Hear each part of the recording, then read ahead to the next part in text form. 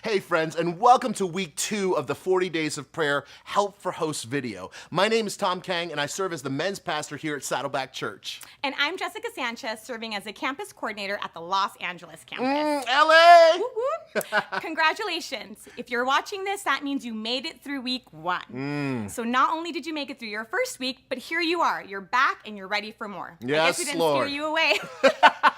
Well, Jessica, we'll see how this next week goes. Seriously, though, I want to pause here for a second before we dive in and remind you of the importance of what you're doing by hosting this group. It may feel like you're just having a conversation with a few people. It may feel like you're just giving up a couple hours a week, but know this, there's actually no substitution for the impact God can have when we spend our time with just a few others. With all the miraculous powers Jesus had, with the ability to spin the Milky Way around and put stars in the sky, he decided the best impact he could have was to spend time with a few close followers.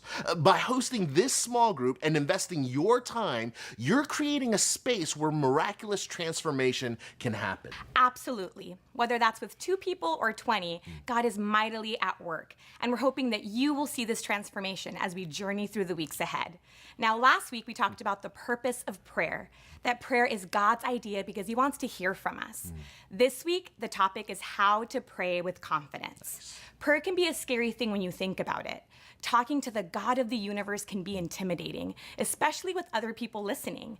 But this week we'll be focusing on the fact that prayer is just talking with our Father, a consistent, close, and competent Father who wants to hear our voice. The theme verse for this week is from 1 Peter 5:7. Cast all of your cares upon him, for he cares for you. Make sure to take a moment before your gathering this week to reflect on this passage yourself. Stop and pray, then cast your own cares on him, because he cares for you.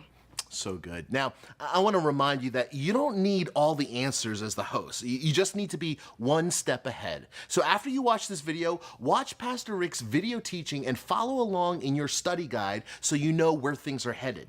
One thing in particular I want to bring your attention to, and that is during this session, Pastor Rick is going to give the opportunity for anyone in your group to pray to commit their lives to Jesus. Remember, we're a church that welcomes all types of people, which means that you shouldn't assume that everyone in your group is already a Christ follower. While Pastor Rick is praying, pray silently for those in your group and pray that God would make you sensitive to the work he is doing in their lives. After the video, before the discussion ends, make sure to give a chance for people to share if they've made a first-time decision to follow Christ. If anyone did, gently congratulate them and let them know that they can grab a Fresh Start with God kit for free at their Campus Connection Center. Wow. Just thinking about this is getting me really excited, Tom. Awesome. Eternal life change is going to happen, and nothing is better than that. So as we close up, here are 4 tips as you prepare for this upcoming week. Number 1. We're talking about the type of father that God promises to be to us. And this may bring up some emotional sensitivity about earthly fathers. Further, we'll be praying for any heartbreak or pain that people are going through. Remember, you don't have to be a counselor or a therapist. In fact, the best thing that you can do is simply listen. The greater the pain, the quieter that you should be. So listen, then stop right then and there and pray for the person that is hurting.